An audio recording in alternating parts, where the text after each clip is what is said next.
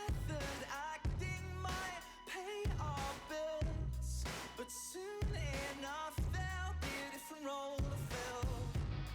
I love this feeling, but I hate this part. I wanted this to work so much, I drew up our plans on a chart. Cars are flipping, I'm in hot pursuit. My character's strong, but my head is loose. She hits like ecstasy. Ladies and gentlemen, please welcome Scott McDonald, President and CEO of the Advertising Research Foundation. Got high hopes. I got high hopes. Got high hopes. All right. Well, this is certainly one of the happiest moments of the ARF calendar year when we award the Erwin Ephron Award, the Demystification Award, one of the classy Erwin Ephron words. This pays tribute to the remarkable Erwin Ephron, a gentleman and a scholar, a gadfly, a teacher, a guy with a great grasp of the technical details, but with this uncanny ability to make complicated ideas accessible to everyone.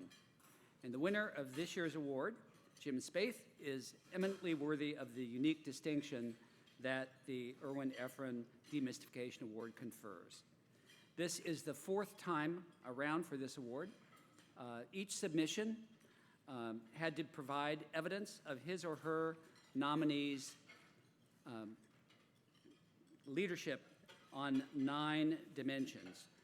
Challenges conventional thinking, motivates forward conceptualizing, promotes proactive debate and creative ideas, translates ideas into action, instills thoughtful understanding through clear articulation in public speaking and in writing, embraces analytics and or technology that address the complexities of modern markets, inspires communication that speaks to CEOs and CFOs, encourages collegiality, and moves the industry forward in a way that leaves a legacy. These are all traits that Erwin embodied so brilliantly, any one of which would make for an exceptional professional credit. But to win this award, you had to stand out on all 9 of those criteria. And I'm happy to say that this year's winner surely does manifest all these qualities and does honor to the standard that Erwin so ably set for us. But you don't have to take my word for that.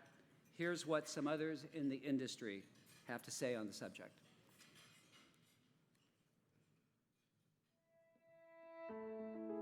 The Erwin Ephron Awards are rather like the Oscars of our industry.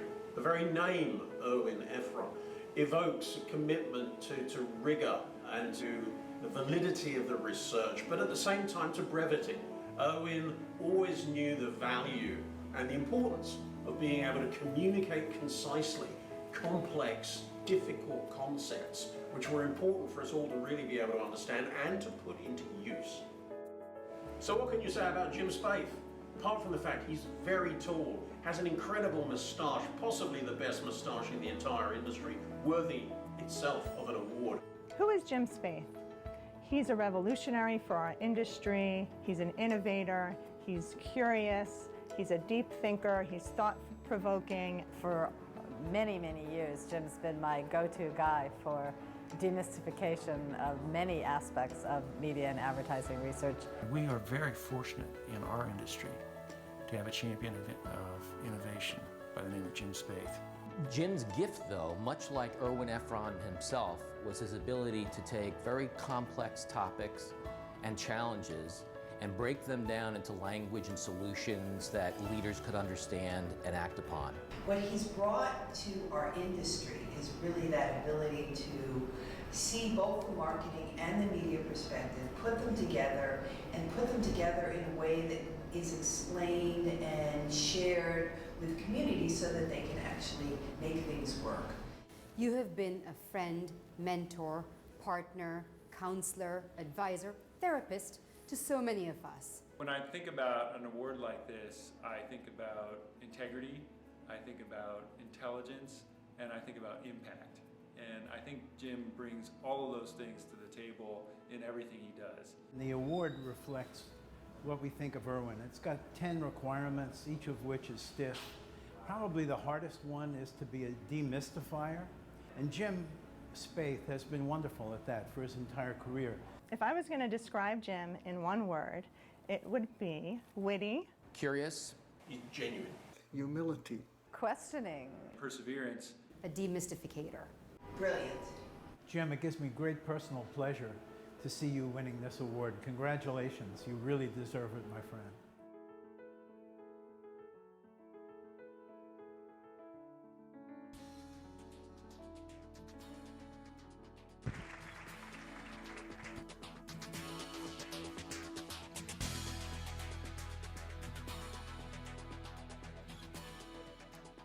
Hello, I'm Alice Sylvester, and I feel like I have made speeches for Jim Spaeth my entire career.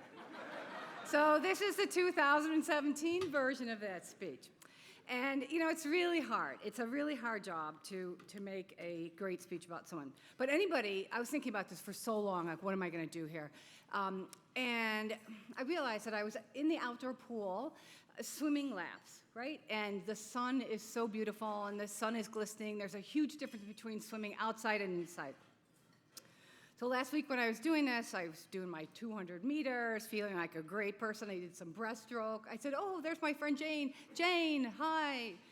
You know, and I did some yoga moves on the wall. And all of a sudden I realized that the guy that I'm sharing the lane with the whole time is just swimming, you know, every lap, every flip turn, over and over and over. He's not breaststroking, he's not loafing, he's not swimming with the mermaids really quietly once, or swimming like crazy to stay alive in the zombie apocalypse on the next lane. Now, he's just swimming and swimming, just keep on swimming, rhythmically moving through the water. This guy is a machine. I'm like, wow. You know what? And then I had this blazing inspiration. I said, you know what? That's Jim. Oh my God, I'm swimming next to Jim. You know, not literally, but figuratively. Because just like the guy next to me in the pool, he's stronger, and he's faster, and he's more focused, and he's more disciplined, he's more determined, he's more resolved, he's more achievement-oriented, he's more willing to put the time in to do the hard work. He's more serious about his craft than just about anybody I know. So like the guy in the pool next to me while I'm goofing around, he's a model of intensity, of thoroughness, of nonchalant, unassuming competitiveness. The guy who never gives up when things get hard and brings the same level of enthusiasm to the topic that he did when he started his career at Y&R. And I think Jim is motivated by one thing, by the intellectual pursuit of answers that meet the best needs of the clients. Okay, and I know this is not a roast, but sometimes he's a complete pain in the ass. Okay, all of that intensity is like, okay. But anyway, so he's had a couple of swim lanes in his career. A huge interest of his has been single source data and biographics. It has taken him in many, many different places throughout his career, deep consumer insights and cross-platform. He's also been really focused on sort of a qualitative assessment of advertising exposure, something besides eyeballs, all the way through since 1987 when he sponsored television audience assessment at General Foods, fascinated by a deep understanding of how people interact with media. And then the next swim lane that he's been in most of his career is the financial return on advertising. And you might expect somebody with a Ph.D. in economics to study that, and he does really well. And I don't think he's going to give up until we have the right data in the right models, right analytics to determine the right measure of advertising performance. And that work is not done, and I'm glad that he's continuing to do that. And then finally, I think Jim's career reflects his beliefs, the power of great creative, measurably great creative, creative, that works brilliantly, that builds the brand, it motivates sales, and is entertaining, and it doesn't waste consumers' time. So Jim is a career media and advertising researcher. And like Erwin, I think he's the gold standard.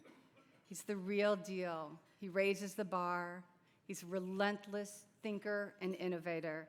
And he's eternally optimistic. So I want to thank the ARF for giving Jim this Demystification Award, and I really can't think of anyone more deserving.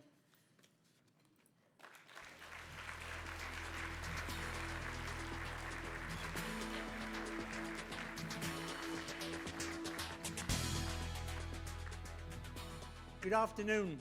I'm Tony Jarvis, and I'm greatly honored to present this award on behalf of the ARF, the selection committee, and I know the entire industry. When Alice and I nominated Dr. Jim to the ARF Demystification Selection Committee, we thought he'd be highly ranked, but his chances against so many outstanding candidates? Well, on behalf of my own lifetime mentor, Erwin Ephron, may I demystify Jim just a little for you. Oh, our Jim is not 6'8", and he did not testify to Congress last week, but I believe we all look up to him. He has testified on just about every major audience measurement issue since he started at Y&R in 1970. In reflecting Erwin's attributes, Jim challenges the status quo, takes leading-edge positions, speaks eloquently, writes with clarity, and yes, he pushes the envelope. Yes, he's a disruptor. Of all his wide array of landmark initiatives, I'll mention just 3. Early in Jim's career, while leading media research at General Foods, he championed the cause of commercial audience measurement. He thought it would be simpler, clearer, and less mysterious if we just measured what we bought. And in true Erwin manner, he is, and I quote, still mystified by the remaining resistance. During his 7-year presidency at ARF, Jim oversaw the release of the revised ARF media measurement model in collaboration with Erwin and our first award winner of the Erwin Ephron Award, Bill Harvey, who I think is in the audience. It further demystified the elements and stages of making better media decisions. But again, as Jim said recently, the BS continues. His most disruptive writing and speaking endeavor in true Erwin Ephron mode, I suggest, was the release and presentation at the SIM Summit of Sequent's white paper, Current Practices in Attribution and ROI Analysis, as commissioned by SIM. This work will surely underpin how the industry integrates 2 complex, hairy techniques, ROI and attribution modeling and data integration best practices. I think it will ultimately provide an impact currency in near real time that could offer brands the opportunity to modify marketing plans mid-course on the fly. Hairy stuff? Yes. But Dr. Jim and Alice made it all quite easy to understand the intricate issues, complexities, and possible ways forward. Not unlike Erwin, is there anyone in the audience who does not know Jim or has not heard Jim speak on many of our issues? At the end of MSNBC's Hardball, Chris Matthews asks his panel, "Tell me something I don't know," which I posed to Jim. Well, Jim has a completely different skill and passion, which will take him to Nashville on Monday, August the 21st, for an event at 128. Can you guess? His skill, photography, his passion, eclipses. And some of you may not know, he has several eclipse pictures taken on February the 26th, 1979, featured at the New York Hayden Planetarium in New York City. Well, Jim is a visionary in our business with a boundless intellectual curiosity. He's been instrumental in executing a remarkable array of research, analysis, and evaluations on fundamental industry issues that have or will move the industry forward to more effective marketing solutions. If Erwin was here today, he would be really proud. Ladies and gentlemen, please welcome to the stage Dr. Jim Spaeth.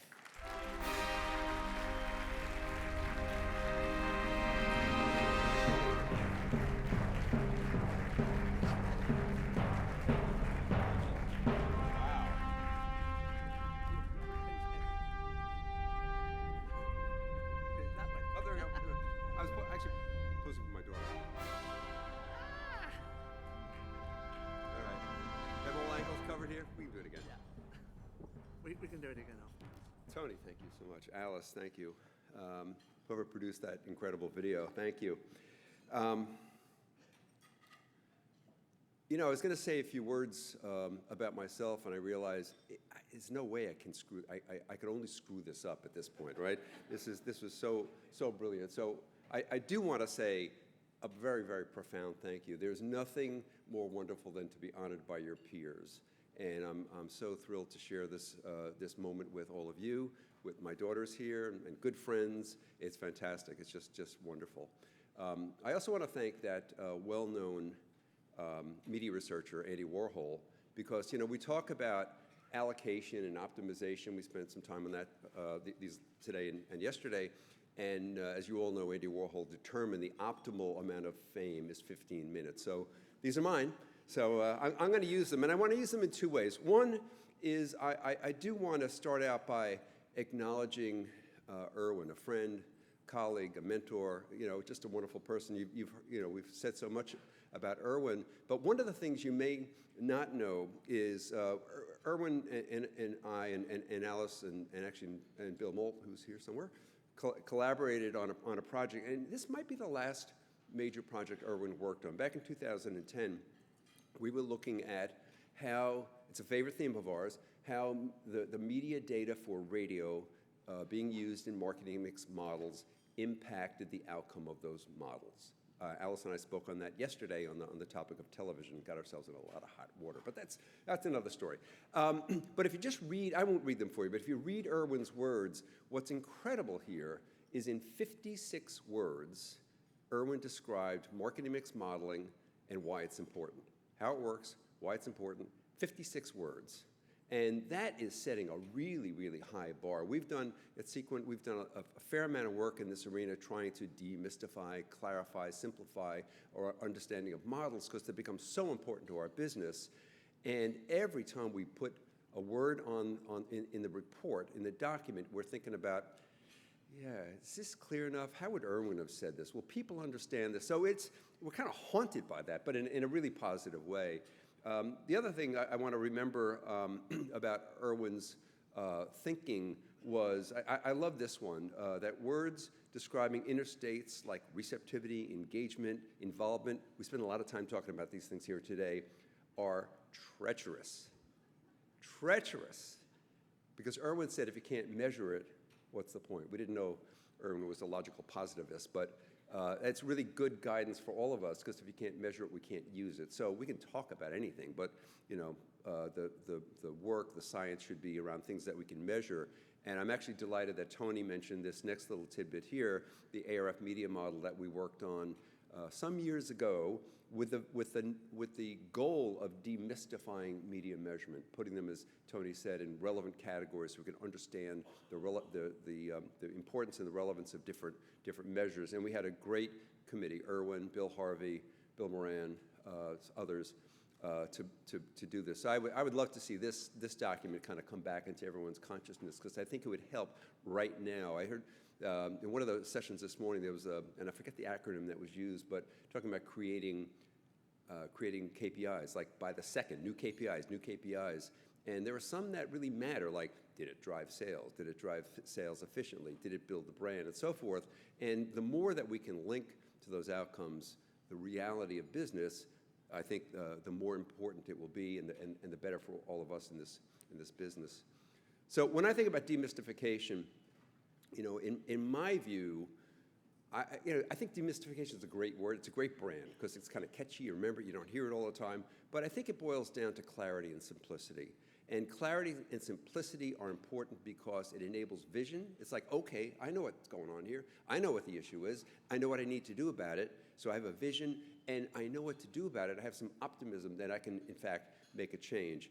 What it does for us is it takes the impossible and makes it possible.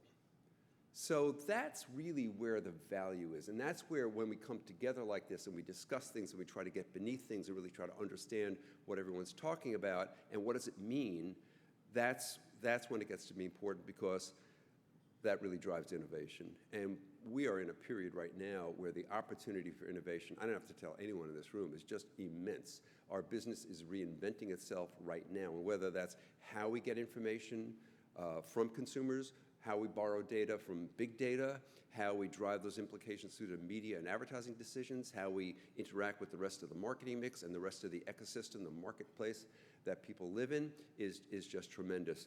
And, so this is kind of obvious, right? Who's not going to stand up and say, we need more innovation? But the point I want to make is innovation takes time and money. And that really requires a commitment. And, we've seen, it's funny, Dave Poltrek yesterday made a joke about there won't be less Dave Poltrek up here. But, Dave is pushing innovation. He's supporting it. He's helping to make it happen. Leslie delivers it, of course, but Dave is funding it. So that's not unimportant. And, we're going to miss Artie Bulgren because Artie always supported innovation. And, it's got to come from somewhere. It just doesn't happen by itself. So I want to close with just one thought about innovation and where is it important. I'm excited. I'm remembering Jeffrey Graham talking about being so excited about big data and what you can learn from it, and how you can infer things and so forth. We're at that moment right now. We're sort of midway on a journey. One of the people we spoke to about attribution modeling said we're in year 2 of a 5-year journey, which is just a great way to think about where we are. We don't have all the answers. If we stop now, we'll never have all the answers. So we have to keep going on this journey. And at the end, it will make us all more valuable, more important in the business that we're in. It'll be more fulfilling. So it's a good mission. But we have to continue down that journey. And the thing that Alice and I think about a lot is it's great to have all the big data. It's great to have all this information about devices. And we would love to be able to peer through that screen and behind that see the people and see the brands again. That's the kind of innovation I think would serve us all very, very well. So I just want to close. Mike Bloxham had said to me I should stand up and say, this is a great opportunity to give the presentation that was turned down by the selection committee. Well, that wasn't exactly it, but it's close, very close, very, very close. Anyway, I just want to close by thanking my partner, my friends, my daughter for being here, and the entire ARF. This is great. Thank you so much.